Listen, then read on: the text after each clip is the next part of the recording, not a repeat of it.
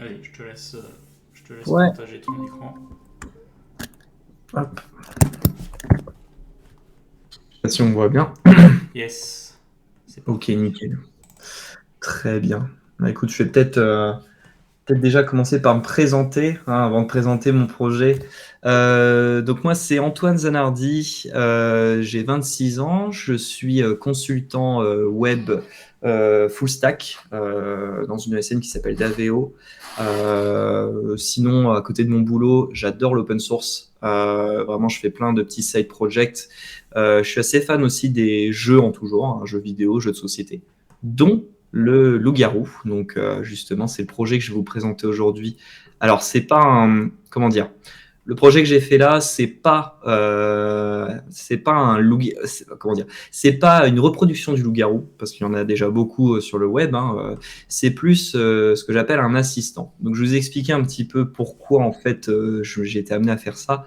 Euh, Moi qui joue donc au loup-garou depuis très très longtemps, j'ai toujours fait le maître du jeu en fait. Comme je connais les règles du loup-garou de base, plus les extensions, donc ce qui fait pas mal une pelletée de rôles, on m'a toujours désigné pour faire le maître du jeu. Et d'ailleurs, ça m'a toujours plu, j'adore faire ça, il n'y a pas de problème. Sauf que je me suis rendu compte de deux choses.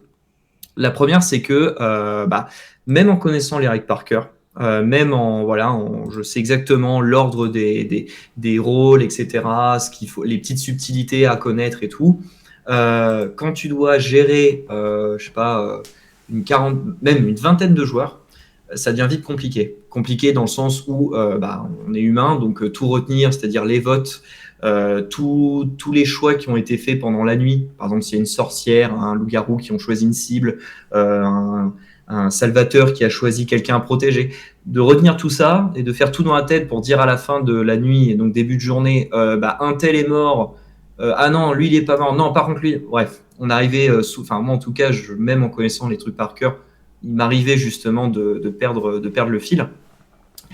Et une chose de plus, c'est que, enfin la raison de plus, c'est que même si j'adore faire le maître du jeu, je me suis souvent rendu compte que les gens n'osaient pas être maître du jeu parce que, et je peux le comprendre, Loup-garou, même l'extension de base avec je crois qu'il y a 10 rôles dans le jeu de base, ça fait un peu peur en fait. Ça fait un peu peur parce qu'on se dit mince, si j'oublie une règle ou je sais pas trop quoi dire à ce moment-là.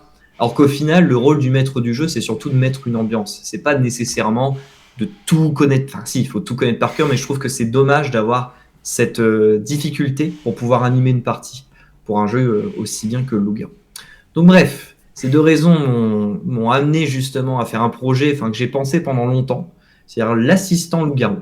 Donc, comme je disais tout à l'heure, c'est pas une reproduction du jeu, mais c'est un assistant qui vient aider le maître du jeu pour sa tâche. C'est-à-dire, donc là je fais à peu près ce qu'il fait dans les grandes lignes. Il permet par exemple de faire une répartition aléatoire des rôles. Donc ça c'est bien pratique, hein, plutôt que de toujours donner le même rôle aux gens qu'on n'aime pas. Voilà, je parle par expérience. Il permet aussi, comme je disais tout à l'heure au niveau des difficultés, de retenir les choix de tous les joueurs, c'est-à-dire qu'à chaque fois que quelqu'un est appelé, il demande par exemple qu'est-ce que la sorcière a choisi ou quelle était la cible des loups-garous. Voilà. Il donne forcément le rôle, enfin pardon, l'ordre des rôles pour la partie, donc pendant la nuit, c'est-à-dire que voilà, sur l'écran, il écrit c'est le tour de la sorcière, et il dit même en fait ce qu'il faut, en fait il guide le maître du jeu sur ce qu'il faut dire. Comme ça, le maître du jeu, il a la phrase, mais il vit faire un peu à sa sauce, parce que c'est ça aussi, je trouve, toute la beauté de ce jeu-là, c'est que d'une partie à une autre, même si les règles sont les mêmes d'une partie à une autre, même avec plusieurs variantes, c'est surtout le maître du jeu qui vient en faire quelque chose d'unique. Donc voilà, chacun peut un peu faire à sa sauce en reprenant un peu ce que un peu ce que l'assistant donne comme phrase.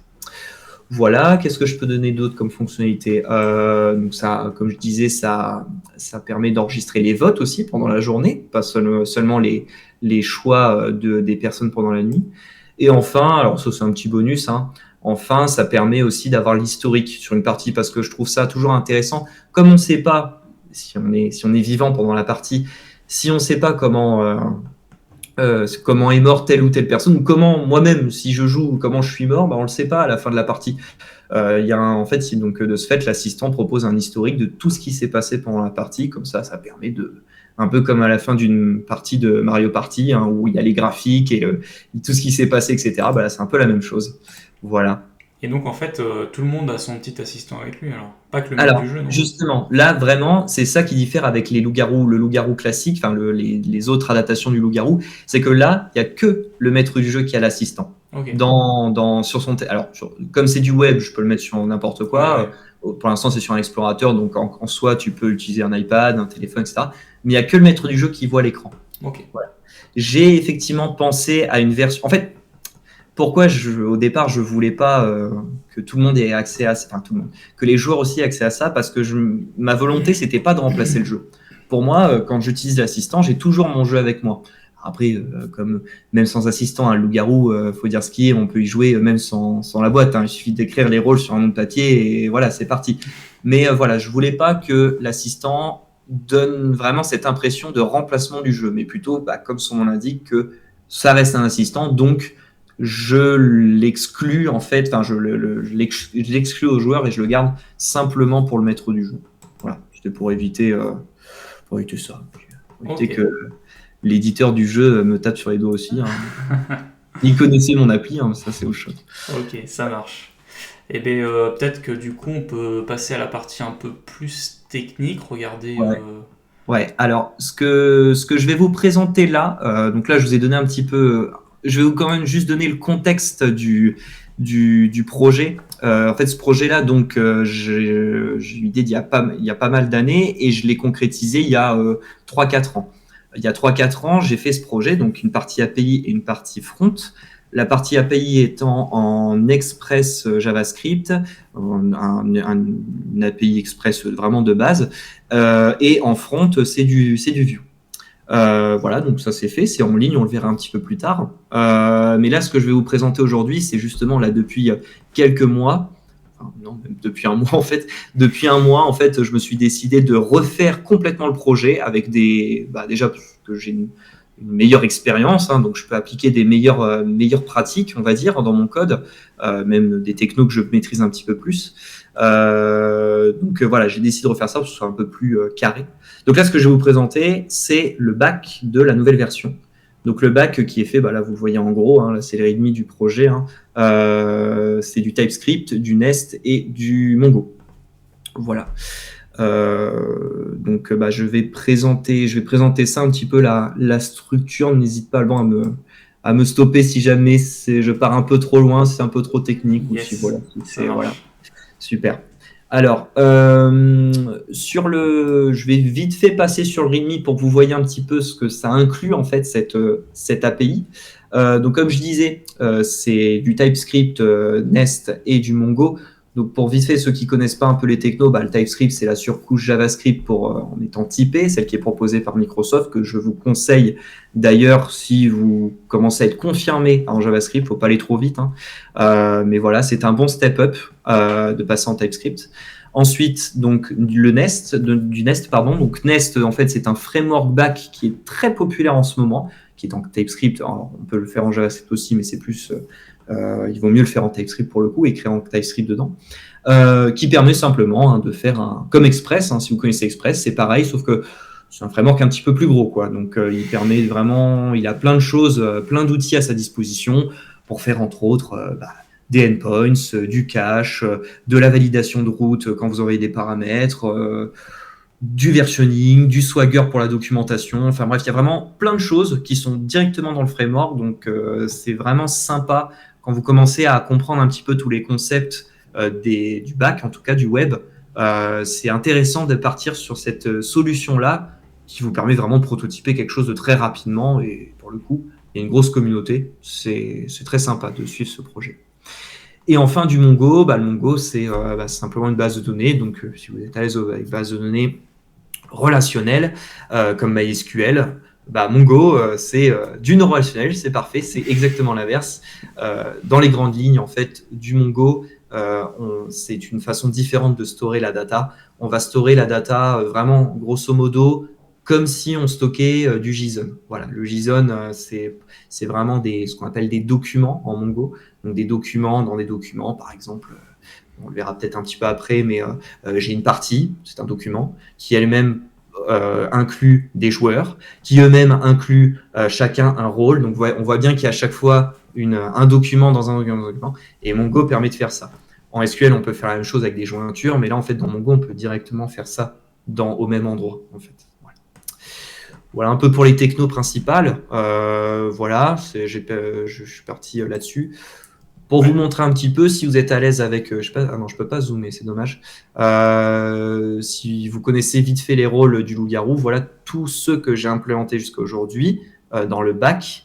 C'est les mêmes rôles que dans la version officielle. Et là, il me manque 3 rôles. Une fois que j'aurai fini les 3 derniers rôles, je passerai aux variantes. Il y a pas mal de variantes qui existent dans le loup-garou. Donc je coderai, mais j'ai décidé avant de quand même faire les rôles officiels avant de faire les variantes quand même. Voilà, je vais faire exprès de passer cette partie pour le moment, puisque ce sera plutôt en deuxième partie, où je vous montrerai un peu de la CI, donc de la Continuous Integration, où justement ça parle un petit peu du reste du README. Là, vous voyez vite fait, je le passe comme ça, mais voilà, on regardera en détail un peu plus tard. Un README bien documenté en tout cas. J'adore les README. Alors ça, pour le coup, c'est un truc, mais j'adore, parce que je me dis, et ça pour le coup, je pense que c'est un conseil que tout le monde peut prendre, c'est la vitrine d'un projet. C'est vrai.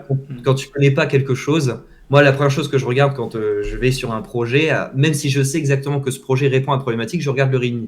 C'est souvent, pour le coup, là, il faut juger par la couverture.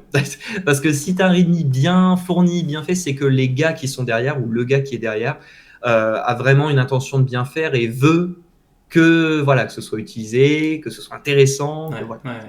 Donc voilà, effectivement, encore une fois, je donnerai les liens après si ça vous intéresse, regardez en détail. Yes. Alors, bon, ça va pas être les plus joyeux, mais les plus joyeux comme presse, mais enfin, je parle pour cette partie-là. Mais voilà, pour ceux qui sont intéressés de comment on fait une application en Nest, je vous propose de suivre ensemble l'architecture que j'ai choisie pour ce projet. Alors, l'architecture, je la sors pas de nulle part, hein, c'est dans 90% de cet arbre, c'est ce qui est proposé sur Nest. Donc, comme je disais tout à l'heure, Nest, c'est très complet, et surtout leur documentation. Donc, n'hésitez pas, même si vous êtes novice, n'hésitez pas à les regarder par curiosité, c'est bien écrit, ça se lit tout seul, et on s'imagine très vite, si vous avez déjà une idée en tête de projet, on s'imagine très vite en fait ce qu'on peut faire avec, on se projette en fait avec cette techno, enfin ce framework-là. Et c'est ça que j'apprécie avec Nest. Donc voilà, l'archi que je vais vous montrer là, c'est quelque chose à 90% qui vient du site officiel, donc je ne la sors pas de mon chapeau. Donc, une application Nest, c'est avant tout une application en Node, hein, je ne l'ai pas précisé, mais voilà, c'est du TypeScript, donc du Node. Donc on a le package.json, hein, c'est un peu la deuxième vitrine d'un projet, hein, c'est-à-dire quelles sont les commandes disponibles. Donc là, on en a une petite ribambelle, je les montrerai un petit peu après. Et les petites dépendances, voilà, un petit truc classique, ça vous permet de savoir un peu de quoi est fait le projet, hein, ça c'est toujours assez intéressant. Là, sur la route du projet, il n'y a rien de bien intéressant à montrer. On va passer directement aux sources. Alors désolé, je peux pas zoomer plus que ça.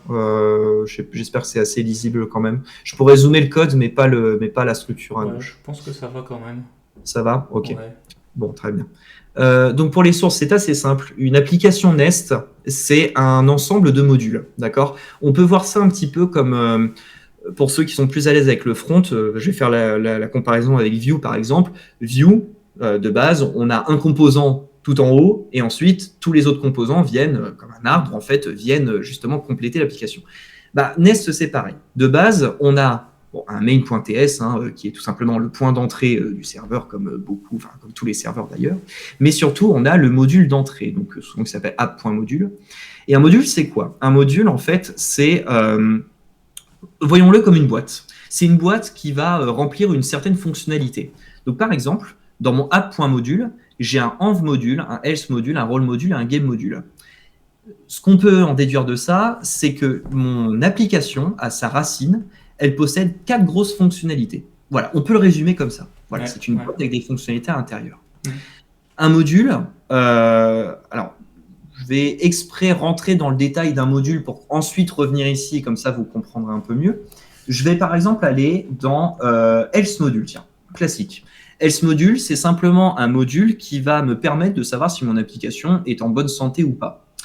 Donc pour ça, pour faire cela, j'ai besoin de plusieurs composants. Pour faire un module, il faut déjà, alors c'est optionnel, mais il faut importer d'autres modules. C'est ça en fait le principe, c'est que on construit des modules avec d'autres modules et ainsi de suite. Et vous voyez un petit peu, ça fait une sorte de dépendance circulaire, d'accord? Donc, c'est un bien grand terme pour dire en fait que les modules s'aident entre eux pour faire leurs propres fonctionnalités. Mais le but ici, c'est alors c'est un des principes de programmation, c'est que chaque entité a son propre job. Bah, là, c'est pareil. Chaque module a son propre job. Donc, mon job else va aller utiliser des fonctionnalités du terminus module, des fonctionnalités du database module pour pouvoir faire ce qu'il a à faire. Voilà, c'est là qu'on importe en fait des modules dedans. Et ensuite, on a ce qu'on appelle des contrôleurs. Alors, le contrôleur, c'est simple. Là, justement, je vais préciser un petit peu un des jobs d'un module, c'est que c'est tout simplement un endpoint. Donc, un endpoint, pour rappel, dans une API, c'est simplement une route qu'on appelle. Par exemple, si je veux appeler la liste de mes jeux, de mes games, de mes parties en cours, je vais faire un get sur /games, par exemple. Ou je veux la liste des rôles, je vais faire un /roles, get /roles.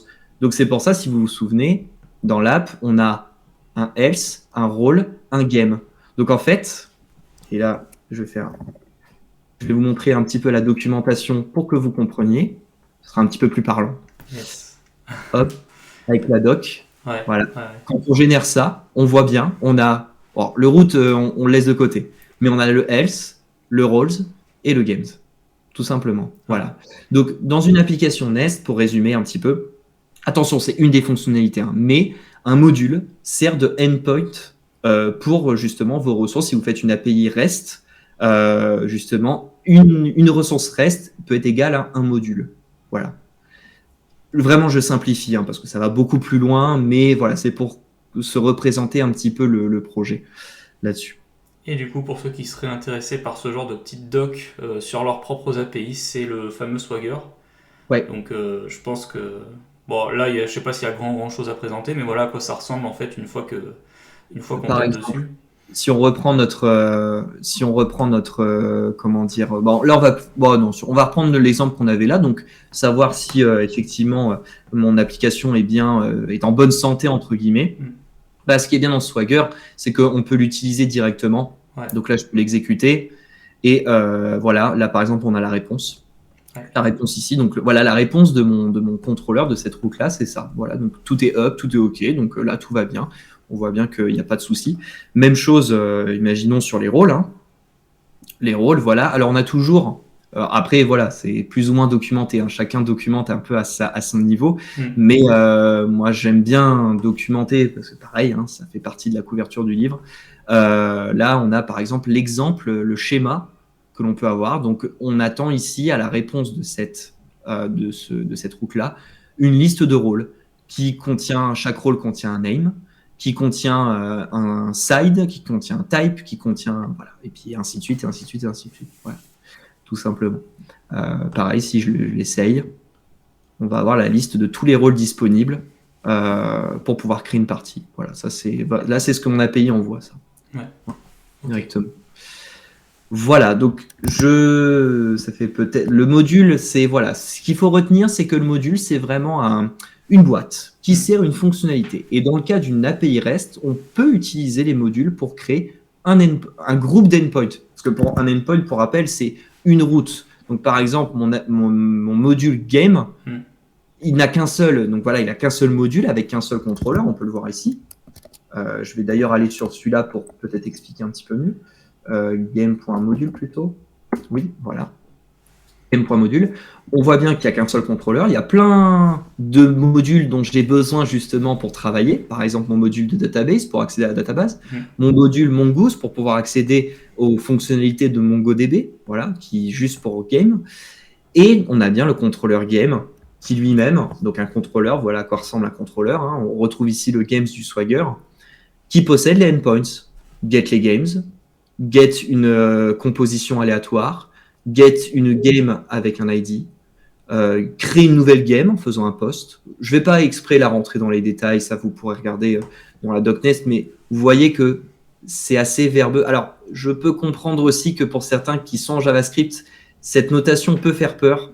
C'est ce qu'on appelle des keywords, des décorateurs exactement, qui sont de plus en plus utilisés en TypeScript. Et aujourd'hui, si vous travaillez sur Nest, sur TSED, qui est un autre framework de back, qu'est-ce qu'on a d'autre encore?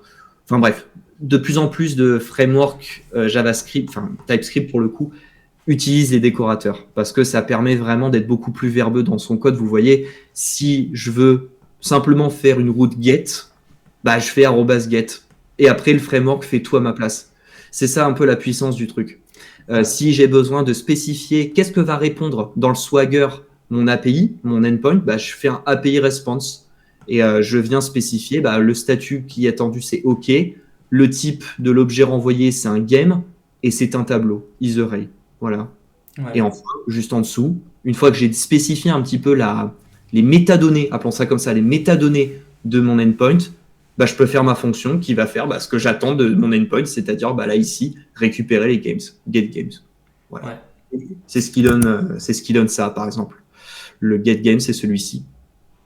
Voilà, donc le API response, il a généré tout seul, vous voyez, juste en faisant cette petite ligne, API response là, API response machin, ça m'a généré tout ça. Tout ce gros bloc avec là les isOn values, ça c'est pas moi qui l'ai écrit, c'est lui qui l'a généré tout seul. Vu que je suis en TypeScript et que je lui ai donné un type bien défini, il va lui-même faire un exemple, en fait, un schéma avec tout le truc.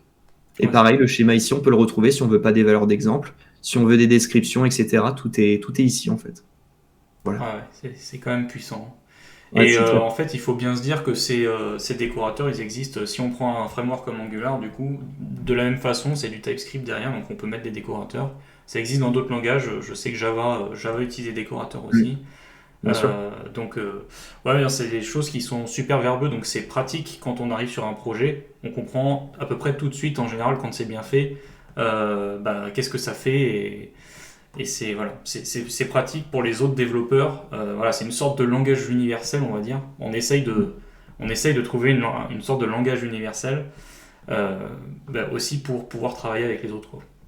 C'est ça. C'est de la notation en fait. On essaie vraiment. Vous remarquez que c'est toujours au-dessus de la ressource que l'on fait et c'est le principe d'un décorateur. Ils peuvent s'enchaîner, mais ils viendront toujours prendre le premier statement qui vient, si ce n'est pas un décorateur. Donc là, on descend, et là, bam. Donc tout ça vient décorer cette fonction getGames. Voilà.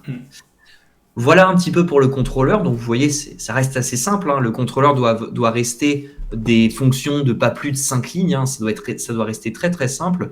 Et ensuite, justement, si on retourne sur le game module, la dernière le petit truc qu'on n'a pas vu encore, c'est les providers. Alors les providers, c'est très simple. C'est ce qui vient donner la fonctionnalité. Donc, le contrôleur, ça permet simplement de... si on dit comme je disais tout à l'heure, chaque fichier, chaque entité a son job, un contrôleur vient en fait amener la donnée de l'utilisateur vers du business, donc de la logique, pardon. Donc, c'est ce qu'on va voir avec les providers. Et une fois que les providers ont fini et ont de la donnée à rendre à l'utilisateur, ça repasse dans le contrôleur. C'est pour ça que dans le contrôleur, on fait des returns à chaque truc. C'est qu'on accepte la donnée, par exemple, getGames ici. Alors, c'est peut-être pas le bon exemple. Je vais plutôt prendre getID, par exemple. getGames ID, donc récupérer une game par un ID. Là, je vais récupérer le jeu, la partie, en récupérant l'ID de l'utilisateur qui m'a envoyé. Je vais l'envoyer dans ma fonction. Et je vais return directement sur la même ligne. Je return le résultat de ma fonction pour qu'ensuite mon contrôleur le renvoie à l'utilisateur qui a appelé cet endpoint. Voilà. Et donc voilà, donc tout ce traitement est géré par les services, alias les providers. Donc les providers, pareil, là on peut se permettre de faire des petits, un peu comme dans Vue, des petits composants, des petits blocs. J'ai un service qui vient, chaque service a son job, encore une fois. J'ai un service qui va gérer un peu le CRUD de la game, c'est-à-dire créer, delete, get, voilà. J'ai un service qui va faire la random composition, donc c'est juste pour une route, mais bon, comme il y a pas mal de logique, j'ai préféré le mettre dans une fonction, dans un service à part. Comme ça, voilà, c'est ce service, c'est un manager en fait. Il vient gérer ça.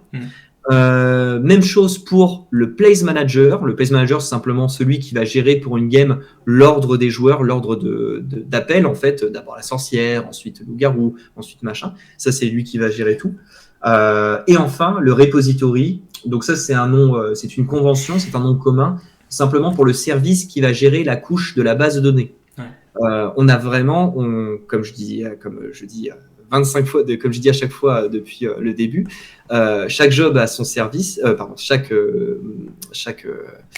service a son job, tout simplement. Et en fait, on a un service qui est propre à l'intégration de la base de données.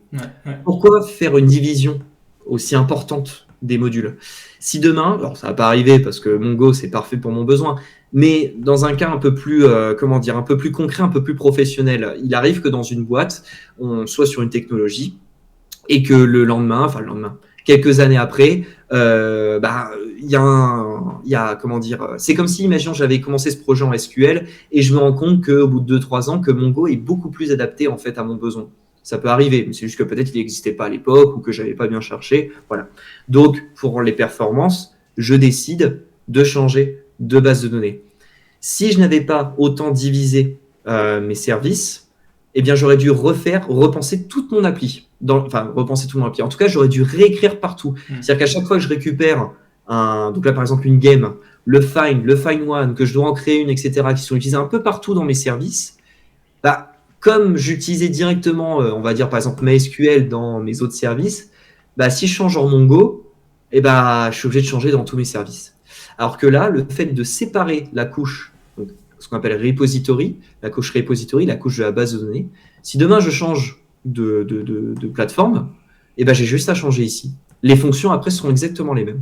C'est ça qui est bien. Voilà. Alors, j'ai une petite question du coup. C'est vrai qu'avec MongoDB, la solution Mongoose est assez évidente, mais pourquoi ne pas utiliser un ORM du coup? Souvent, ça arrive souvent qu'on puisse passer avec un ORM, on va pouvoir passer d'une base à une autre. Bon, souvent, c'est vrai que ça va être du SQL vers du SQL. C'est rarement le cas du SQL vers du NoSQL, mais est-ce que du coup, cette solution-là, elle n'aurait pas été une bonne solution pour ce genre de situation? Même si sur ton projet à toi, c'était peut-être pas forcément... Il n'y avait pas cette situation où dans 3 ans, tu vas te retrouver à devoir changer de type de base, mais effectivement, dans le monde professionnel, ça pourrait arriver. Est-ce que ça serait une bonne solution, un Prisma, un TypeORM Effectivement, Prisma est une très bonne solution en tant qu'ORM et si justement en milieu pro, j'aime bien l'utiliser. Mais effectivement, c'est un choix. Je me suis posé la question quand même j'ai relancé le projet il y a 1 mois. Je me suis dit, est-ce que je repars sur Mongoose ou est-ce que je prends TypeORM pour le coup, c'est celui qui est proposé par Nest pour le coup.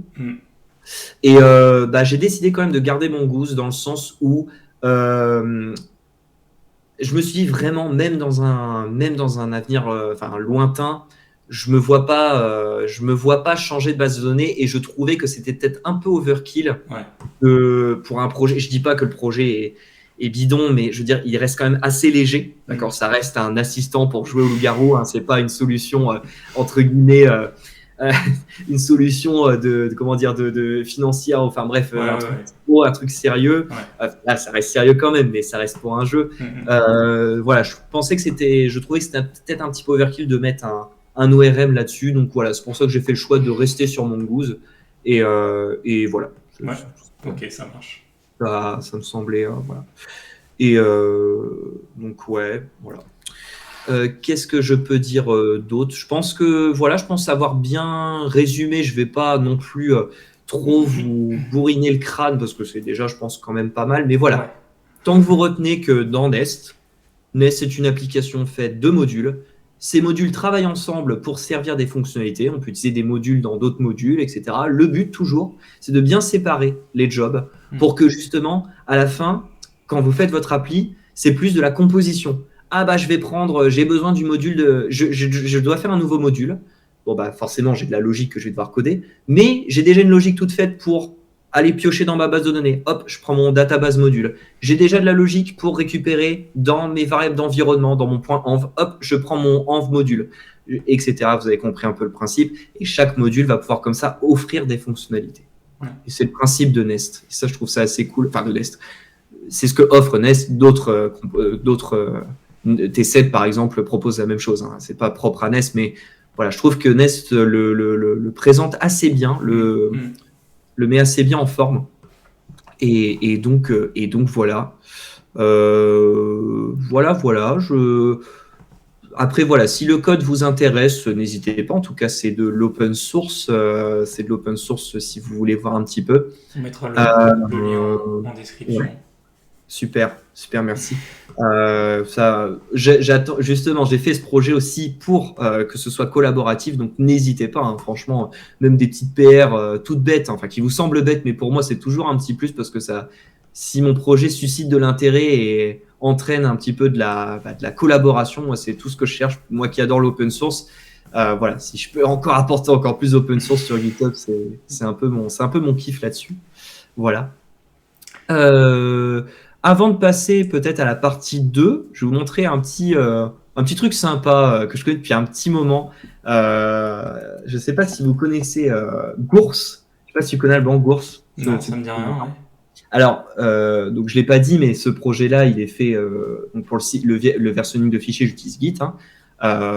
Si vous ne connaissez pas, je vous conseille vraiment, enfin en tout cas si vous connaissez, je pense que vous connaissez, mais je vous conseille vraiment de vous y intéresser parce qu'aujourd'hui, dans le développement, tout le monde l'utilise, vraiment, que ce soit la plateforme GitHub, GitLab, Bitbucket, ce que vous voulez, tout le monde utilise Git. Hein. SVN, tout ça, c'est terminé malheureusement. Enfin malheureusement, je ne sais pas, hein, malheureusement, mais en tout cas, Git, ça fonctionne bien et je vous conseille pour le versionning, tout ça, et pour la collaboration. Et justement, Gours est un petit logiciel qui vient scanner tout l'historique Git et qui va faire une représentation un petit peu, ludique de l'évolution du projet. J'en dis pas plus, je vous montre un petit peu à quoi ça ressemble. Voilà, donc c'est un petit truc. Ah ouais, ok, sympa. Voilà, comment le projet en fait est construit au fur et à mesure. Donc là, vous avez la date en haut, vous voyez, j'ai commencé il y a un mois, hein, ouais c'est ça, il y a un petit peu moins d'un mois. Et on me voit bosser un petit peu à droite à gauche. Voilà, et vous voyez un petit peu. Alors, c'est pour ça que j'attends des gens parce que ça sera encore mieux, un peu comme dans les Sims où chacun vient faire un petit peu ses petits trucs. Voilà. Et vous voyez en même temps comment le projet a évolué. Vous voyez que des fois, en fait, je casse des trucs pour rechanger la structure parce que ça me convient pas. Je move des fichiers. Voilà, on va voir des fois retirer des branches entières. Genre là, par exemple, voilà, ça me convenait pas. Voilà, on voit un petit peu faire un petit peu tous mes trucs. Et puis voilà, ça permet de voir un peu l'évolution d'un projet. Je trouve ça sympa. Ah, c'est très sympa. Ouais, je connaissais pas Gours. Ok, je regarde. Ça, je sais même plus d'ailleurs comment je l'ai connu celui-là, mais c'était quand j'étais encore en études, mais dans mes études, mais vraiment comment j'ai connu, je ne sais plus. Je trouvais ça toujours sympa. Et ce qui est bien en fait, c'est que c'est si on l'installe sur son PC, on peut le lire sur n'importe quel repo Git. Il n'y a pas besoin que le projet ait mis en place Gours. Tant que c'est un repo Git, il peut être lu. Donc c'est ça qui est cool, sur n'importe quel projet, on peut voir l'évolution. Il suffit de le cloner et de lancer. Voilà. Donc le petit pissenlit que vous voyez là, c'est toutes les images des rôles en fait, parce que pour lui, un PNG, un JPEG pardon, c'est jaune. Donc on voit tous les rôles, les images de rôles comme on voyait dans le rythme ici. Voilà. Donc voilà, vous pouvez zoomer, regarder un petit peu, ça vous donne une représentation en fait du projet là-dessus. Voilà. Donc voilà, je sais pas si Allemand, tu avais peut-être d'autres. En tout cas, pour la partie code, je pense que c'est. Non, pour la partie code, je pense qu'effectivement, on va toute la partie un peu technique. Peut-être on regardera, si tu veux, un peu les pipelines quand même. Ouais, justement, c'est ce que je prévoyais. Voilà. Peut-être un peu plus ludique que le code. C'est une partie super intéressante sur le projet. Et puis, voilà, peut-être une petite démo. Bien sûr. Ça se termine toujours par une démo d'ailleurs. Exactement. Alors, on va passer maintenant donc au pipeline. Alors, pour cela, je vais aller sur le repo.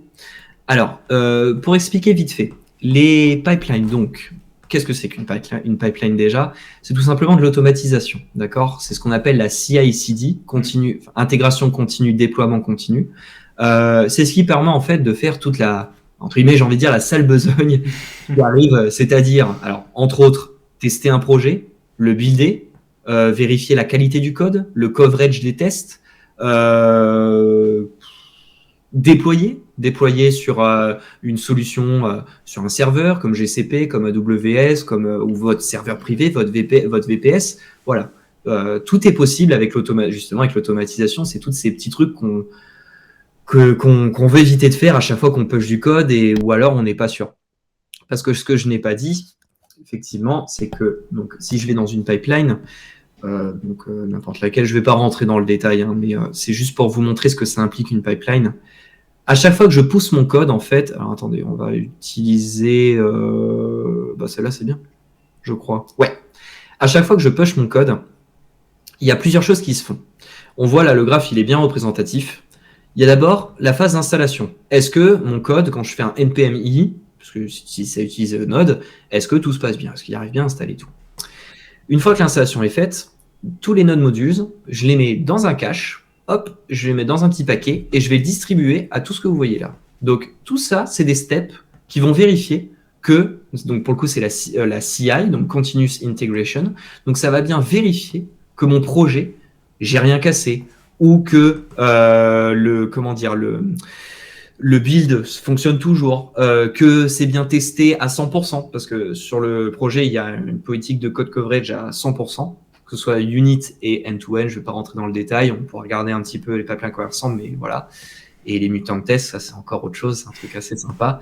Voilà, tout ça, à chaque fois que je push mon code, tout ça est testé. Et si jamais une de ces étapes ne passe pas, alors ça arrête tout et je ne peux pas merger sur ma branche de développement ou ma branche principale, ma branche main, parce que justement ça ne satisfait pas en fait les conditions de qualité du code. Voilà. Et c'est ça à quoi ça sert une pipeline. Ça vous évite, parce que tout le monde oublie, hein, quand on code, hein, on peut oublier de tester une partie, ou le linter, quand on met en place une norme, ah mince, j'ai oublié un point virgule à la fin de cette ligne, machin. Et bien justement, les pipelines sont un moyen d'éviter justement les oublis, d'éviter que votre code perde en qualité au fur et à mesure du temps. Ça vous permet de garder une rigueur dans ce que vous produisez.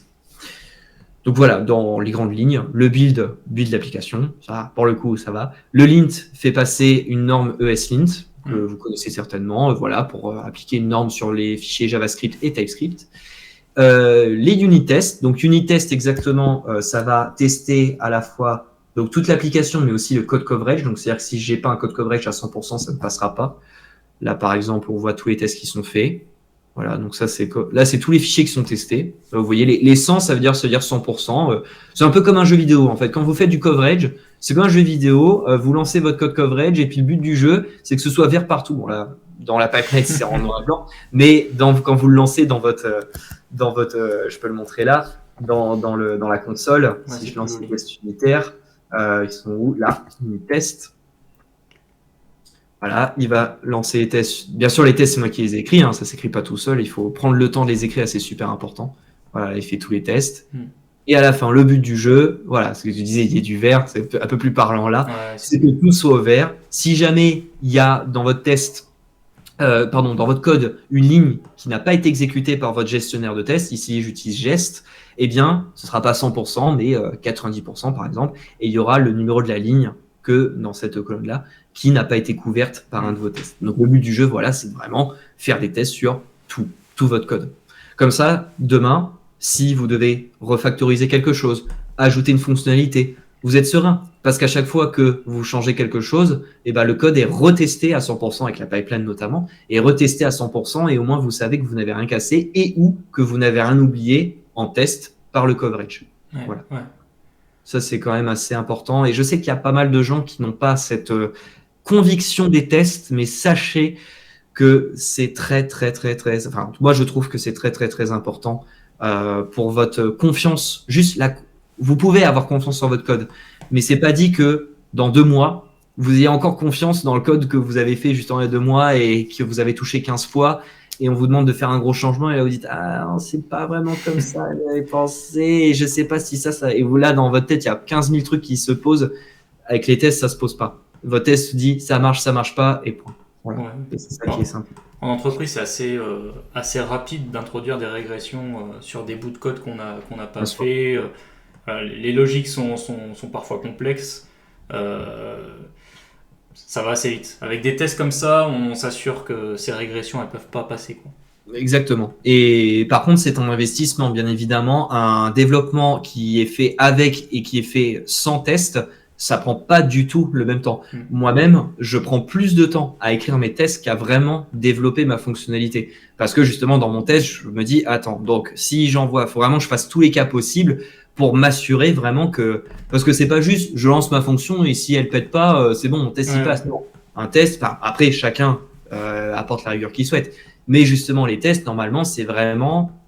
Moi, je préfère les appeler les specs. D'ailleurs, si vous regardez dans le projet, souvent, quand on nomme un test, on reprend le nom du fichier qu'on teste. Donc là, par exemple, app.controller.ts, on va l'appeler app.controller.test.ts. Mais moi, je les appelle plutôt .spec. Parce que plutôt que dire c'est un test, on va dire que c'est une spécification. C'est-à-dire, c'est pour mon fichier, par exemple, on va en prendre un au hasard, game helper, voilà. Dans mon game helper, j'ai plusieurs fonctions, par exemple getPlayer, DTO, withdrawal. Bah, c'est des spécifications, c'est-à-dire que bah voilà, mon test, ça doit retourner un player avec ce rôle quand un player a effectivement ce rôle. Donc là, c'est une fonction qui va chercher un player dans un groupe, dans un tableau de player avec pour un certain rôle. Et bah, je vais bien vérifier que quand j'appelle cette fonction avec le rôle loup-garou, bah, mon player 3, 0, 1, 2, celui-ci, bah, c'est bien le premier avec un loup-garou. Voilà. C'est ce qu'on appelle voilà, de la spécification. Et si vous avez déjà entendu parler, c'est ce qu'on appelle du TDD, du Test Driven Development. C'est-à-dire que vous développez non pas pour faire une fonctionnalité, mais pour faire passer vos tests. C'est-à-dire que vous décrivez d'abord vos tests, c'est-à-dire vos spécifications. C'est-à-dire que moi, avant d'écrire la fonction, la logique, j'ai écrit les tests. Bah, ma fonction, comme je l'imagine, bah, elle doit faire ça, elle doit faire ça. Et voilà, je l'ai appelée. Et le but du jeu, c'est que mes tests y passent. Donc ensuite, hop, je vais dans ma fonction et je commence. Bon, là, elle est facile, il n'y a qu'une ligne, mais je commence à la coder. Voilà. Et bah, j'ai réussi quand mes deux tests y passent. Voilà. C'est le Jira des développeurs, en fait. C'est ça. Voilà. Non, mais c'est ça, en fait. C'est ça. Et en plus de ça, on dit il faut faire de la doc technique, il faut faire de la doc technique. Mais moi, messieurs, dames, j'ai envie de vous dire, la doc technique, elle est là. Ouais. La doc technique, pas besoin de l'écrire dans des commentaires à rallonge. La doc technique, elle est là. Si vos tests sont bien écrits, on comprend tout de suite que getPlayer, DTO, withdrawal, bah, elle fait ça. Ou elle fait ça. Donc, c'est simple, c'est une fonction qui trouve ou qui trouve pas. Donc, si elle trouve, elle récupère ça. Si elle trouve pas, elle renvoie une define. Bah voilà, en 2 secondes, j'ai compris ce que faisait la fonction. Voilà. Ouais. Et pour des fonctions plus complexes, bah, où il y a plus de tests, bah, c'est pareil. Hein. Il suffit de lire le nom des tests et puis on comprend ce que ça fait. Elle est là, la doc technique, en fait. Tout simplement. Ouais, c'est clair. Donc voilà, vous faites une pierre deux coups, en fait, avec les tests. Vous faites de la doc et de la qualité de code. Un code fort, un code qui casse pas, etc. Voilà. Voilà, donc ça c'était pour les tests. Hein. Donc, pour ceux qui se demandent, les tests unitaires, c'est vraiment du test sur des fonctions. Vraiment, voilà, vous l'avez vu, hein, j'ai testé une fonction en particulier, donc je vais tester tout son comportement sans vraiment de contexte. Hein. Même si, par exemple, on est dans le jeu, dans le loup-garou, bah, je m'en fous du contexte. Je veux vraiment, à un instant donné, si j'appelle cette fonction avec ces paramètres, j'attends ce résultat. C'est ça un test unitaire. Par contre, les tests end-to-end, comme leur nom l'indique, c'est de bout en bout. Donc, c'est ce qui permet de tester un ensemble de fonctionnalités. Donc, par exemple, dans une application Nest, les tests end-to-end, là, vous voyez que j'appelle donc des fonctions au fur et à mesure. Et les tests end-to-end, par exemple, dans le contrôleur game, ça va tester plutôt l'endpoint. Ici, je vais appeler, donc je vais simuler mon application, ici, ligne 180, et je vais faire un get dessus. Et logiquement, si je get une game avec un ID inconnu, alors ma réponse devrait être not found. Donc vous me direz, bah, tu testes une fonction. Bah, pas exactement. Je teste un ensemble de fonctions, ce qu'on peut appeler une user story, pour ceux qui ont l'habitude en entreprise, quand on parle du user story, je vais tester une fonctionnalité de mon application, en fait, entière, en appelant notamment une route. Là, ici, un endpoint, donc l'endpoint de récupération des games. Voilà. Donc ça va tester tout ce qu'il y a en dessous. Et c'est pour ça qu'on appelle ça end-to-end, parce que ça va de bout en bout. Voilà. Voilà pour les tests end-to-end. Et enfin, pour terminer, alors là, c'est un petit peu, là, c'est ma petite dernière découverte du moment que j'adore.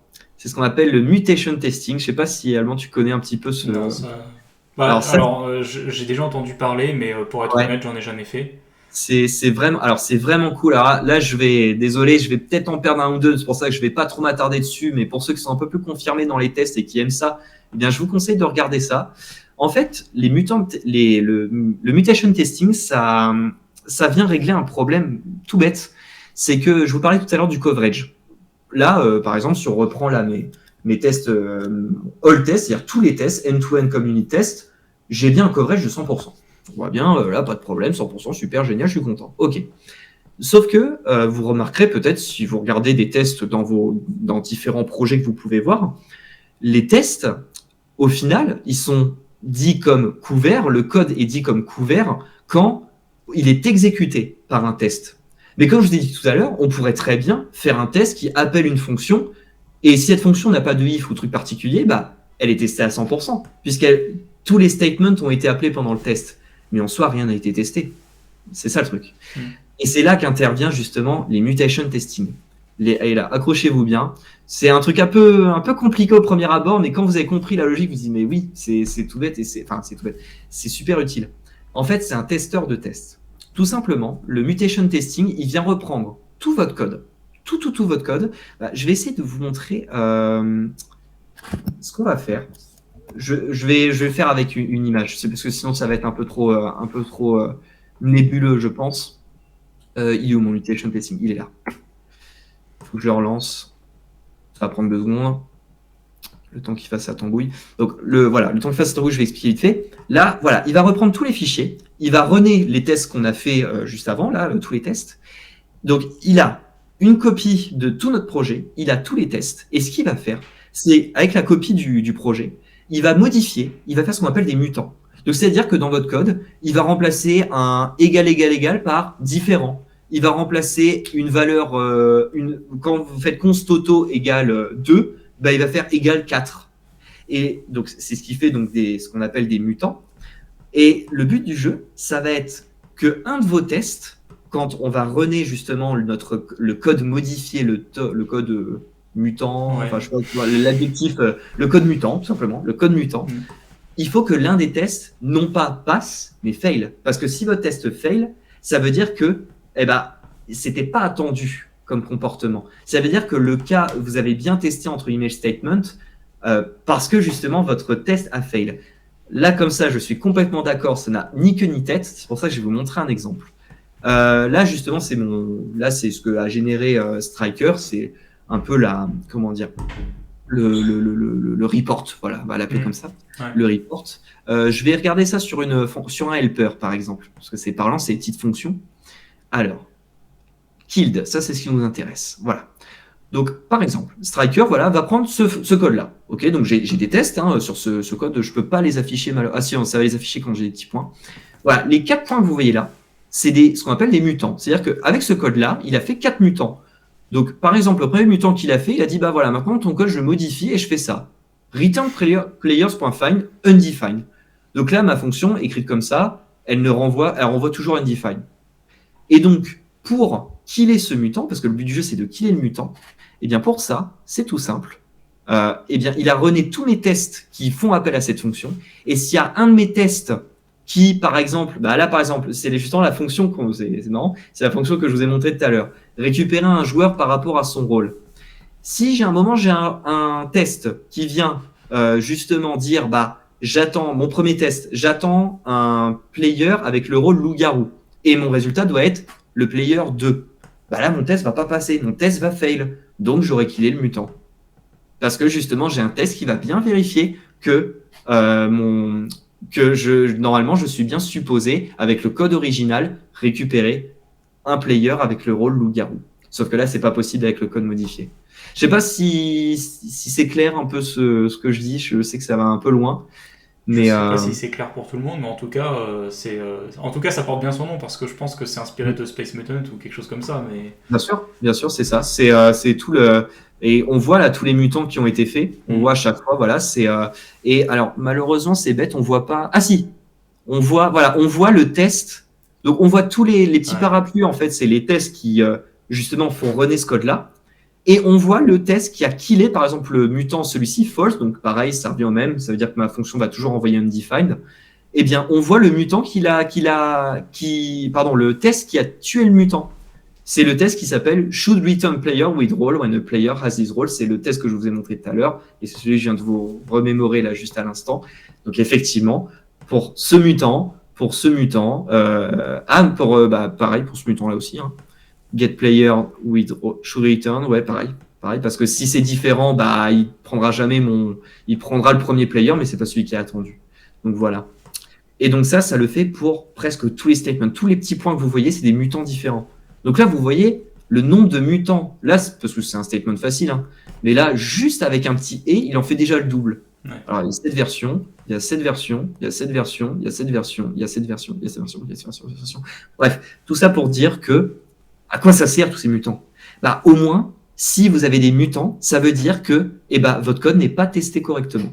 Il est peut-être cover, le code est cover, il n'y a pas de problème, mais il y a un cas de test que vous n'avez pas écrit ou que vous avez mal écrit qui fait que votre code n'est pas testé à 100%, n'est pas correctement testé. On va plutôt dire ça comme ça, pas à 100%, mais testé correctement. Voilà.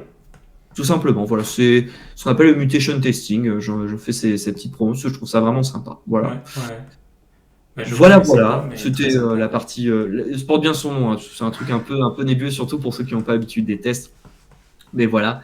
Et enfin, voilà, la dernière petite étape, c'est simplement une fois que tous les tests sont passés, j'utilise les reports faits par les tests pour générer, pour ceux qui connaissent donc Sonar Cloud, donc un petit outil en ligne qui permet de scanner plusieurs choses, la qualité du code. Enfin, c'est une step encore au-dessus pour la qualité du code, éviter la duplication, bien vérifier que le nouveau code est bien testé à 100%, etc. Ouais. C'est encore un checker en plus de ça. Ouais. Ça, c'est un truc voilà pour la pipeline. Ok, super. Toutes les choses qui sont mises en place sur ce projet. Eh bien, super intéressant. Je pense que, bon, alors évidemment, c'est probablement un peu haut niveau pour ceux qui débutent, mais moi je trouve en tout cas super inspirant. Bon, il y a éventuellement, il y a évidemment tout un panel de possibilités. Alors quand on voit ça, on se dit peut-être qu'on va jamais arriver au bout, mais en fait, c'est chaque élément indépendamment qui sont super intéressants à explorer. Bien sûr. Je trouve. Et en fait, c'est ça. Enfin voilà, pour ceux qui pourraient hésiter à se dire le développement, voilà, c'est pour moi, c'est pas pour moi, c'est intéressant, c'est pas intéressant. En fait, c'est toujours cette poursuite de l'apprentissage, cette poursuite, je sais pas, de connecter les choses entre elles, de rendre d'automatiser en fait même, d'automatiser. C'était le but du code à la base, mais ça l'est toujours. On automatise maintenant des choses sur le code qui automatise. Voilà, bon, bref. Mais c'est super intéressant, quoi. C'est vraiment super inspirant. Donc, même si on comprend pas tout aujourd'hui, quelque part, voilà, ou même sur un projet perso, on peut aller assez loin, quoi. C'est justement pour aller dans ton sens, c'est effectivement moi le seul conseil que je peux vous donner, et c'est celui auquel je me suis toujours attaché, c'est que vous avez forcément des passions. Moi, par exemple, alors, je vais pas dire que le loup-garou c'est une passion pour moi non plus, mais c'est quelque chose que j'apprécie énormément. Et j'ai toujours eu, et je pense que on en a tous, hein, une petite idée comme ça, de dire ce serait bien que pour mon quotidien ou pour un truc que j'aime bien faire ou pour machin, même si ça existe déjà, hein, c'est pas grave, que je fasse mon propre petit truc. Je vois bien cette idée-là, j'aimerais bien le faire comme ça. Et faut pas hésiter, en fait, faut se lancer. Ouais. C'est pour ça aussi, et je remercie encore une fois Alban de me donner cette possibilité, mais c'est pour ça aussi que je vous propose, je vous montre ce projet aujourd'hui. C'est pour vous, comme disait Alban, pour vous inspirer, en fait, pour vous dire que, alors oui, c'est complet. J'essaie en tout cas de faire quelque chose de complet, mais c'est des petits bouts, hein, c'est des petits bouts. À chaque fois, j'ai une petite idée, je me dis j'aimerais bien, j'ai vu le mutation testing, j'aimerais bien le mettre en place. Même pour des trucs bêtes, hein.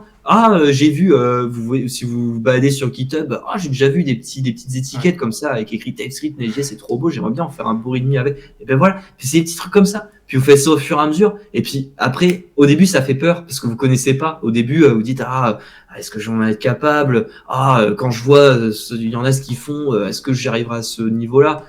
Il faut pas se dire ça. Hein. On a tous été débutants, tous. Ça, c'est une règle d'or. Ouais. Les meilleurs pâtissiers, les meilleurs développeurs, les meilleurs, ce que vous voulez, ils ont tous été nuls au début. Enfin, nuls. débutant. Ouais, Mais ouais. autant le dire, nul. Oui, nul. Quand tu Mm, connais mm. pas, t'es nul. Tu sais pas, il y a pas de honte. Hein, Ouais, on ouais, commence tous quelque part. ça Le s'invente pas. but, c'est de pas avoir peur. Mm.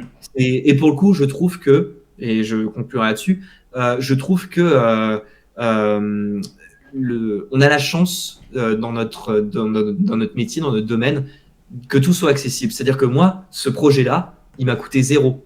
Enfin, Ouais. vraiment financièrement, il m'a coûté zéro. Il m'a coûté, enfin, au contraire, il m'a apporté tellement de choses gratuitement, c'est incroyable. J'ai appris tellement de choses grâce à ce projet parce que c'est un peu mon, enfin, à l'époque, même dans sa première version, ça a été mon bac à sable. Et là, c'est un peu, entre guillemets, une concrétisation de mes aptitudes, de mes compétences. Donc, en plus, ça vit avec le temps. Et je vous conseille, si vous êtes intéressé par le développement, n'hésitez pas. Vous avez tout sur Internet.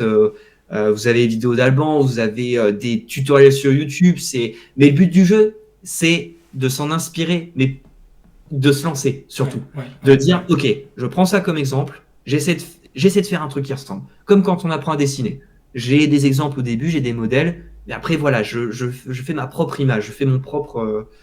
Et je trouve que dans notre domaine, tout est gratuit pour le coup. Donc autant en abuser, quoi. Enfin, ouais, voilà. ouais.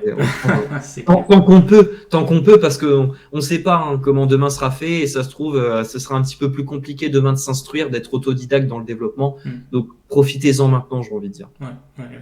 Voilà. Ok. Et bien peut-être qu'on peut conclure par une petite démo si voilà Bien sûr. si tu as ça sous la main. Bah oui, regarde, c'était déjà prêt. Ah. Parce qu'on finit toujours par une petite démo. Alors, bien évidemment, là, pour le coup, on fait un petit bond dans le passé. Parce que donc là, ce front-là, c'est vraiment le front. Et donc, sous-jacent, l'API, Mm. et comme il y a écrit V1, hein, c'est vraiment en mode, et même bêta, c'était vraiment ce qu'il y avait avant. Donc, en clair, si vous revenez voir ce projet, j'espère en tout cas que ça aura avancé d'ici là, mais dans quelques mois, et j'espère logiquement, ça aura pas du tout la même tête, Ouais. ça sera complètement différent, voire totalement repensé, etc. Donc, l'assistant, il est très très simple dans le sens où déjà, je vous réexplique un petit peu dans la section à quoi ça sert. À quoi ça sert le loup-garou, quels sont les rôles, etc. Je remets pas toutes les règles, mais je mets vraiment un petit récapitulatif avec tous les rôles. Ça sert par exemple quand même pour les gens qui ne connaissent pas les rôles. Quand je commence une partie de loup-garou, je dis allez sur mon site, sur l'assistant, et quand vous avez votre carte, vous allez chercher votre carte et le renard, je sais plus ce que ça fait. Hop, et puis là, il y a les règles officielles dessus. Donc comme ça permet de voir un petit reminder avant de commencer la partie. Une fois que la partie est commencée, tous les joueurs mettent leur téléphone de côté et après, c'est à mon tour de jouer en tant que maître du jeu. Donc je vais là-dessus, sur jouer. Alors, je vais mettre des noms au hasard. Hein. Antoine, Alban, Baptiste, Virgile, Julien. Ils se reconnaîtront, hein. Edouard, Thomas, voilà, plein de gens. Ok, super. Avec donc tous les rôles là, on peut faire une répartition aléatoire. Donc pour rappel, hein, il n'y a que moi en tant que maître du jeu qui voit. Hein. Les joueurs ne voient pas ça. Donc je peux faire une répartition aléatoire. X répartition aléatoire, ok, hein, ça peut. Voilà. Je peux choisir bien. Alors attends, il y a juste ça qui me gêne. Voilà. On peut gérer la répartition des rôles. Hein, tout est. L'assistant aussi est là pour faire ce qu'on appelle des variantes. Hein, c'est-à-dire que si j'ai envie de changer les options de la partie, on a les règles officielles. Hein, là, par exemple, je vais les réinitialiser. On réinitialise les règles. Là, c'est les règles officielles ici, d'accord, avec pour chaque rôle, etc. Et on peut modifier. On peut modifier tout ça. On peut, par exemple, la voyante. D'habitude, quand la voyante voit un rôle, le maître du jeu dit la voyante a vu un loup-garou. Eh bien, on peut choisir de dire non, la voyante n'est pas bavarde. Donc, c'est écrit lorsque la voyante choisit une cible, le maître du jeu devra mimer le rôle de la cible à la voyante puisqu'elle n'est pas bavarde. Donc, les autres gens ne seront pas au courant du rôle qui a été choisi par la voyante. Donc, ça, c'est une variante. Justement, j'essaie de voir un petit peu sur Internet les variantes qui étaient jouées par les gens, par la communauté des loups-garous. Mm. Et j'essaie de reprendre, voilà, je me posais des questions des fois sur les groupes Facebook, c'est quoi vos variantes, etc. Et puis j'essaie de faire des petits trucs là-dessus. Voilà. Donc on a une variante pour à peu près, au moins une variante à peu près pour chaque rôle, je crois. Je crois que tous les rôles ont au moins une petite variante proposée, je crois. Si c'est pas le cas, on va dire presque. On a aussi une répartition, un positionnement des joueurs parce que pour certains rôles c'est important. Par exemple, le dompteur d'ours. Donc l'ours, il va en fait, quand le jour se lève, il va grogner si jamais le joueur à sa gauche et ou le joueur à sa droite est un loup-garou. Donc c'est pour ça que le positionnement, l'assistant doit connaître la position des joueurs. Donc c'est pour ça qu'il est possible de le faire ici. Donc là, voilà, je peux bouger comme je souhaite, suivant voilà, comment les joueurs sont disposés. Et puis on peut vérifier. Là, vous le voyez là derrière, derrière la petite pop-up, on voit que les gens bougent. Donc ça permet voilà, de faire la répartition. On va sans plus attendre lancer la partie. Je vais mettre des bons. Alors, je regarde les rôles vite fait pour qu'on voit un peu à quoi ça ressemble. Ouais, ça me semble pas mal. Ok. Donc, on voit bien dans la répartition aléatoire, ça gère aussi le nombre de loups-garous. Donc là, pour une partie de 7 joueurs, en moyenne, tous les 5 joueurs, on rajoute un loup-garou. Donc, on commence par 2, et puis après, 5, pardon, et ensuite 3, enfin, à 10, c'est 3, etc., etc. Donc voilà, on lance la partie. Alors c'est très minimaliste, hein. Je ne me dis pas comme designer, et puis de toute façon je voulais un jeu, enfin en tout cas une interface très minimaliste, quoique là elle est peut-être un peu trop minimaliste, mais bon voilà, au moins ça a le mérite d'être clair là-dessus. Donc voilà, comme je le disais, l'assistance est là pour vous guider en tant que maître du jeu. Donc tout ce que vous devez dire, tout est écrit, c'est simple. Alors libre à vous soit de lire mot pour mot, soit voilà juste que ce soit un petit peu votre guide si jamais vous savez plus. Voilà, toutes les phrases sont là. Donc là pour rappel, hein, il n'y a que le maître du jeu qui voit ça. Donc là on voit bien les villageois à gauche, les loups-garous à droite. Et donc voilà, là ça dit un petit peu, c'est le début de la partie. Voilà, on commence par élire le maire du village. Donc voilà. On laisse les joueurs faire leur petit débat, etc. Et une fois qu'ils ont terminé, il y a un petit timer pour rappeler quand même qu'on ne fait pas plus de 5 minutes. Hein, bien sûr, ça aussi, c'est paramétrable. Et à la fin, bah voilà, on dit, Virgile, tu votes pour qui ? Enfin, qui souhaites-tu comme maire ? Antoine, qui souhaites-tu comme maire ? Etc., etc., etc. Et enfin, donc là, par exemple, allez, on va mettre Alban en maire, par exemple, à tout hasard, hein, voilà. On valide, voilà, et une fois que c'est validé, voilà, Alban a été élu maire, et donc on voit bien ici que tu as le petit attribut, tu as la petite médaille pour dire que tu es bien maire. Donc comme ça, l'assistant, lui, donc toi, tu as un repère pour savoir que en tant que maître du jeu, moi je sais que tu es maire, mais c'est surtout l'assistant qui sait que, par exemple, en tant que maire, tu as un vote double, donc pour les prochains votes, et il sait que quand ce sera ton vote, il devra le compter en double. Et ce sera comptabilisé dans les votes comme il faut. Et l'assistant, c'est ça. C'est un ensemble, voilà, de petits shortcuts, de petites aides comme ça, pour que la partie soit beaucoup plus fluide en fait. Voilà. Pour chaque écran, il y a toujours une aide. Donc là, par exemple, la nuit tombe. Voilà. Il y a une petite aide. Donc là, par exemple, c'est le tour de Cupidon. Imaginons, comme je disais tout à l'heure, l'assistance aussi pour les gens qui ne connaissent pas le loup-garou, même qui veulent faire le maître du jeu mais qui ne connaissent pas les règles. Je sais pas comment ça fonctionne, Cupidon. Je ne connais pas ce rôle. Je sais pas. C'est une des premières fois où je fais le maître du jeu. Il y a toujours une petite bulle d'info d'aide qui vient faire le tutoriel comment jouer Cupidon. Donc, comment jouer Cupidon en tant que maître du jeu. Qu'est-ce qu'il faut faire ? Voilà, il vient montrer, voilà, au début de la partie, seulement la première nuit, Cupidon se réveille. Donc là, j'appuie sur mon clavier pour passer de l'un à l'autre, ou on peut appuyer sur suivant. Voilà, donc là, il explique ce que Cupidon il fait, etc. Il faut que 2 joueurs soient visés. Voilà, il vient en fait récupérer à chaque fois les infos qu'il lui faut. Et enfin, voilà, c'est terminé. Ok, je comprends. Donc, je demande à Cupidon, qui souhaites-tu charmer ? Je veux charmer ces 2 personnes. Hop, par exemple, moi et puis Julien, les soyons fous. Hop, on valide le choix. Et hop, l'assistant récupère ça. Et c'est bon, les 2 joueurs sont bien amoureux. Donc, si l'un des 2 meurt, l'autre mourra aussi. Voilà, tout simplement. Petit truc sympa, parce que je trouve que c'est ça, enfin, en tout cas, à chaque fois que je fais les parties, c'est ce que les gens préfèrent. J'ai ajouté, en fait, donc là, je l'avais coupé pour expliquer, mais là, je vais l'activer. J'ai ajouté de l'audio, tout simplement, pour toutes les, toutes les phases de jeu. J'espère que le son n'est pas trop fort. Je sais même pas si, oui, on doit entendre mon son, hein. Je sais pas si toi, Moi, je l'entends pas. Ah, tu l'entends pas, toi, c'est bête. Mais je sais pas, en partageant mon écran, je sais. Alors attends, sinon. Il n'y a pas de son qui est. Ah, c'est dommage. Bon, alors croyez-moi, il y a bien du son, c'est dommage que vous l'entendiez pas, mais bref. Donc là, par exemple, comme c'est la nuit, on entend une petite musique de nuit, en fait, un petit ambiance. Et on entend par exemple un bruit qui ressemble un peu à Mowgli, parce que voilà, c'est l'enfance sauvage, hein, donc voilà, je vais choisir un son pour ça. Voilà, c'est dommage que vous n'entendiez pas, mais bon, voilà, il y a un petit son d'ambiance. Ça permet aussi aux joueurs qui sont en train de dormir, Des fois, c'est long. Certaines nuits, c'est long. Hein. Quand il y a 20 joueurs et qu'il y a tous les rôles à faire passer, de fermer les yeux pendant même 10 minutes, Ouais. même si on rigole bien, ça endort un peu. C'est pour ça que j'ai mis cette ambiance pour que les joueurs soient un peu, voilà, qu'ils aient un truc à quoi se tenir. Tu vois, il y a des Ouais. petits sons d'ambiance, il y a des petits, la sorcière, elle rigole, machin, tout ça. Enfin, voilà. Bon. Ce que je vais faire, c'est que je vais passer un petit peu vite fait la partie pour que vous voyez un petit peu la fin, à quoi ça ressemble. Vous avez compris un peu le principe. Hein. Après, c'est à vous de découvrir si ça vous intéresse le jeu plus en détail. Enfin, toutes les C'est ça. possibilités qu'offre l'assistant. Donc là, je vais faire gagner les loups-garous. Donc ce qu'on va faire, c'est que je vais mettre ça. Je vais tuer Cupidon. Comme ça, l'enfant sauvage va devenir loup-garou. Donc le salvateur, il va se protéger lui-même, comme tous les salvateurs au premier tour. Les loups-garous vont manger le Cupidon. Si ça peut faire, voilà. Donc voilà, Cupidon est mort. Hop. Donc là, attention, petit suspense, quelqu'un est mort, justement, c'est ce que le maître du jeu peut dire. Et voilà, je demande, Mathis, tu étais Cupidon, quelle était ta carte? Et voilà, on a un premier rôle qui est révélé. Du bot, hein. Chaque action, et j'ai oublié de préciser, chaque action, suivant les rôles qu'il y a dans la partie, il y a des petites choses à savoir.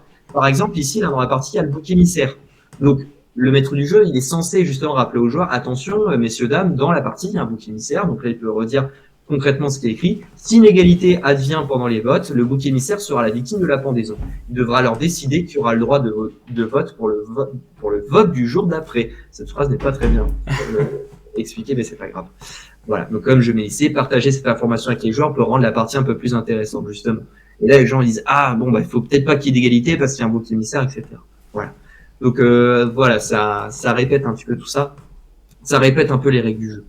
Donc là, ce que je vais faire, on va faire très simple. On va faire gagner les loups-garous en 2 secondes. C'est-à-dire qu'on va voter pour le chasseur. Voilà. Par exemple, Alban, toi qui es maire, tu vas voter pour le chasseur. Et donc, comme il est écrit, voilà, c'est un bonhomme jaune. Si je fais la même chose avec Edouard qui va voter contre le chasseur, c'est un bonhomme blanc parce que c'est qu'un seul vote. Toi, tu es jaune parce que ton vote est double, vu que tu es maire, justement. Ça, c'est des petites infos qui sont importantes à ça. Donc, en soi, Thomas a 3 votes contre lui. On vote contre lui. Il meurt.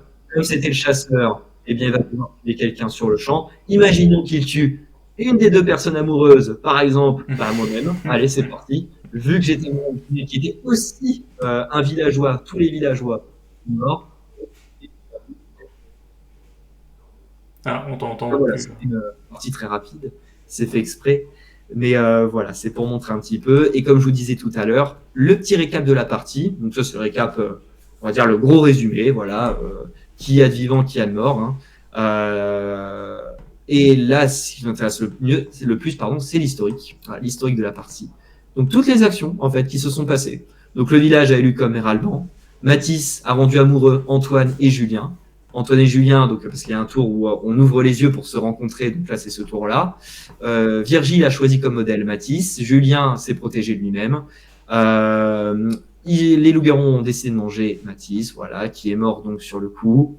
Et on a la petite remarque d'ailleurs, ce joueur ayant été le modèle de l'enfant sauvage, ce dernier se transformera en loup-garou à sa mort. Donc c'est pour ça que l'enfant sauvage qui était Virgile, je crois bien, est devenu un loup-garou. Voilà, et puis là, on a comme ça tout le déroulé de la partie. Ok. Et voilà, tout simplement. Et si on veut recommencer, on peut garder les mêmes joueurs et c'est reparti avec les mêmes joueurs et une composition aléatoire, encore une fois. Voilà. Je pense avoir fait le tour de ce petit projet. Voilà. Il est super intéressant. Je pense que. Enfin, bon, le design, je sais pas, voilà, tu vas le refaire un peu, mais en tout cas, c'est super complet. Hein.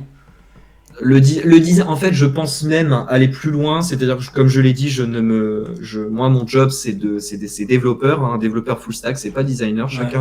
Chacun son job et je ne me prétends pas designer, que ce soit UX ou UI. Donc, je pense passer du côté de Fiverr pour rémunérer quelqu'un, vraiment, voilà, lui présenter le projet et qu'il me propose peut-être des maquettes parce qu'il n'y a pas beaucoup de pages, mais surtout un thème, voilà, un bon thème, parce que là, hein, pour ceux qui reconnaîtront, c'est un bootstrap, hein, c'est un bootstrap classique que j'ai un peu repimpé vite fait, mais voilà, j'aimerais bien avoir un thème propre au loup-garou, avec la propre police d'écriture, les beaux boutons, vraiment des composants que me proposerait quelqu'un que je paierais voilà, sur Fiverr pour faire marcher un petit peu le commerce aussi, hein, c'est important. Voilà, pour avoir un truc un peu plus pro. Voilà, si encore une fois, si ça vous intéresse, n'hésitez pas, tout est en open source sur mon profil, Antoine Zanardi. Voilà, vous avez tout, donc les repos, c'est simple, c'est Werewolves Assistance, donc il y a la partie API et la partie web. Ce qui est suffixé d'un next, c'est justement la nouvelle version, hein, je le dis quand même. Donc, si vous voulez voir les anciennes versions, ce qu'on vient de voir, c'est Werewolves Assistant Web et Werewolves Assistant API. Ça, c'est les anciennes versions. Et la nouvelle, c'est le Next qui est là. Donc, pour l'instant, il n'y a que l'API. Quand j'aurai fini l'API, justement, je me lancerai dans Werewolves Assistant Web Next. Ce sera la prochaine. Et quand ce sera sorti, ils deviendront les API et web classiques. Et je pense que je renommerai les anciens en hold ou en archive. Je ne sais pas exactement. Je ne les supprimerai pas, bien évidemment. Mais voilà, ce sera de l'archive toujours consultable pour ceux qui ont envie. Voilà. Super. Eh ben, je pense que de toute façon, je mets ton lien GitHub dans la description, comme ça les gens pourront retrouver tout ça. Cool. Et puis du coup, cette vidéo, je pense effectivement, je la mettrai aussi du coup sur... je sais pas du coup, alors tu veux que je te fasse une référence? Alors je vais mettre ton lien GitHub, je peux peut-être aussi te taguer sur ton profil Instagram ou des choses comme ça. Ouais, moi, comme je t'ai dit, tout ce qui m'intéresse, entre guillemets, par cette présentation, c'est surtout de faire connaître l'open source et la collaboration, et j'ai fait ce projet pour ça aussi. Donc, écoute, tant que ça partage le projet, non, même pas mon profil, je m'en fous. En soi, c'est surtout le projet, c'est ce qui m'intéresse. Ouais. Ok, ça marche. N'hésite pas si ça va dans ce sens-là. Yes, avec grand plaisir. Eh bien, merci beaucoup pour toute cette présentation. C'était super intéressant. Pour l'invitation, c'était très cool. Avec grand plaisir. Et puis, donc, j'espère que ça en aura inspiré plus d'un. Il y a de beaux projets à faire. Donc, il ne faut vraiment pas hésiter, il faut se lancer. Et même si, évidemment, on n'arrive pas à ce niveau-là tout de suite, ça prend du temps. Tiens, d'ailleurs, bonne question. Ça fait combien de temps que tu as commencé ce projet ? Écoute, je ne vais pas te dire de bêtises. On va aller regarder ça. De toute façon, tout est noté. Alors, j'avais commencé par l'API, donc on va aller voir. L'API, je l'ai commencé.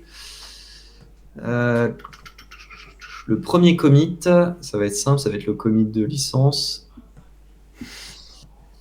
Alors, il est écrit il y a 3 ans, mais j'ai pas la date exacte. C'est bête, je peux pas les... je peux pas les classer dans l'ordre décroissant, les commits. Mais bref, c'était il y a un peu plus... c'est simple. Ouais, non, c'est ça. Ça doit être il y a 3 ans, peut-être tout pile, en fait. C'était à peu près à cette période-là que j'ai commencé. Ok. Non, 4 ans, pardon, je fais une bêtise, 4 ans. Là, je vois non, et c'est m'écrit First Push. Voilà, il y a 4 ans. Il y a 4 ans, j'ai commencé. Voilà. 4 ans, voilà. Donc ça donne, en tout cas, ça donne une bonne idée, je pense, à ceux qui ont vu un peu le projet ou qui iront voir, les petits curieux qui iront voir le code. Voilà, ça se construit pas en un jour, mais voilà, faut se lancer, faut y aller étape par étape, et il faut surtout aussi se féliciter à chaque étape. Hein. C'est pas parce qu'on n'arrive pas à ce niveau-là tout de suite que tout est acheté. Hein. Bien sûr que non. De toute façon, c'est des étapes, et comme tu dis, c'est des étapes, et comme je disais tout à l'heure, soyez curieux. Vraiment, soyez curieux. N'hésitez pas. L'open source, je trouve ça incroyable. Pour apprendre, c'est fou tout ce qu'on peut apprendre. Même si vous contribuez pas au code, regardez par curiosité. Ouais. Vous vous demandez, comment on fait pour des trucs tout bêtes. Comment on fait une route? Comment on fait un get? Comment on fait un post? Comment je communique avec ma base de données? Quel que soit le projet, allez regarder un petit peu, que ce soit des tutoriels ou des codes dans l'open source. Je trouve ça tellement intéressant. Et puis après, mettez les mains à la pâte. Vraiment, n'ayez pas peur. Au pire, vous viandez 1 fois, 2 fois, 3 fois, 4 fois. Et la 5e fois, vous restez debout. Et là, vous êtes fiers de vous. Comme tu dis, Alban, justement, c'est des petites victoires, quoi. Ouais, c'est ça qui... Il ne faut pas avoir peur de se lancer. Le plus dur, c'est de se lancer. Après, ça va tout seul. Ouais, c'est ça. Ça va tout seul. C'est ça. Ok. Eh bien, un grand merci à toi, Antoine. Merci à toi, surtout encore une fois, pour cette opportunité. Avec grand plaisir. Et puis donc...